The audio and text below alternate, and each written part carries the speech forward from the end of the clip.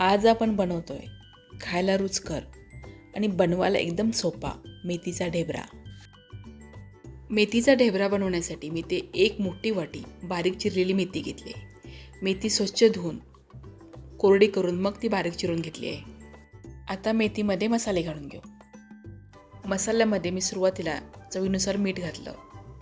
त्यानंतर छोटा अर्धा चमचा हळद, छोटा पाव चमचा हिंग आणि छोटा अर्धा चमचा ओवा घातला. आता यामध्ये मोठे 2 चमचे पांढरे तीळ घातले. त्याबरोबरच 1 मोठा चमचा आलं आणि हिरवी मिरचीची पेस्ट घातली आणि बारीक चिरलेली कोथिंबीर घातली. आता हे सगळे मसाले, मीठ आणि मेथी छान एकत्र असं चोळून घ्यायचं. त्यामुळे काय होतं की मसाले सगळे मेथीला छान लागतात आणि मिठामुळे मेथीला छान पाणी सुटतं.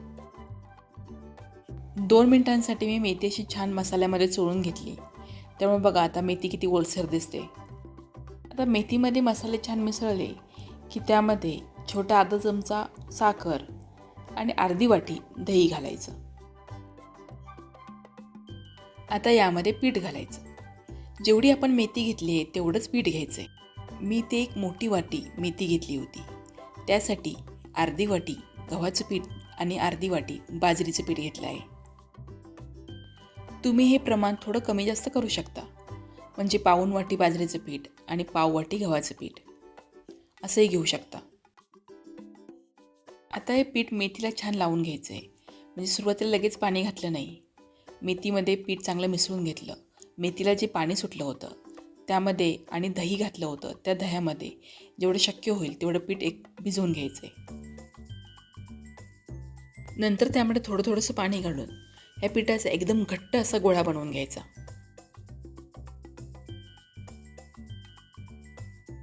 आता हे पीठ भिजत ठेवायची गरज नाही, कारण आपण यामध्ये बाजरीचं पीठ घातलं आहे.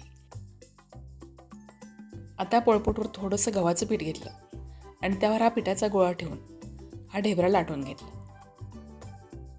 लाटताना ना त्याच्या कड्या फाटतात, कारण यामध्ये आपण बाजरीचं पीठ आणि भरपूर मेथी घातली आहे. आता हे लाटताना चपातीसारखं खूप पातळ लाटलं नाही, थोडं जाडच ठेवलेलं आहे. आता ढेबरा लाटून तयार झाला आहे, पण तुम्ही बघू शकताय त्याच्या कडा अशा फाटलेल्या आहेत.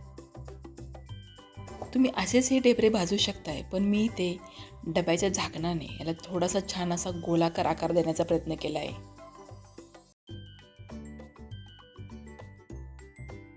आता एकदम छान गोल असा ढेबरा तयार आहे. आता हे ढेबरे आपण भाजून घेऊ. गरम तव्यावर मध्यम गॅसवर आपल्याला हे भाजून घ्यायचे.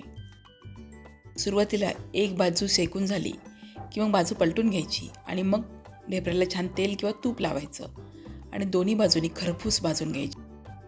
आता हे मेथीचे ढेबरे मेथीच्या पराठ्यासारखे मऊ लुसलुशीत बनत नाहीत. ते थोडेसे कडक बनतात, कारण आपण यामध्ये बाजरीचं पीठ घातलं आहे. तुम्ही जर सकाळी नाश्त्यासाठी हे मेथीचे ढेबरे बनवणार असाल तर रात्री मेथी स्वच्छ धुवून नितळून घ्या. म्हणजे सकाळी ती छान कोरडी होईल आणि तुम्हाला बारीक चिरता येईल. हे तुम्ही लोणचं किंवा दह्याबरोबर खाऊ शकता आणि चहाबरोबर सुद्धा खूप छान लागतात. तर आता बाजारात खूप छान हिरवीगार कोवळी मेथी आली आहे. तर हे मेथीचे ढेबरे एकदा नक्की बनवून पहा आणि तुम्हाला कसे वाटले मला कमेंट करून सांगा. व्हिडिओ आवडला असेल तर लाईक शेअर करायला विसरू नका.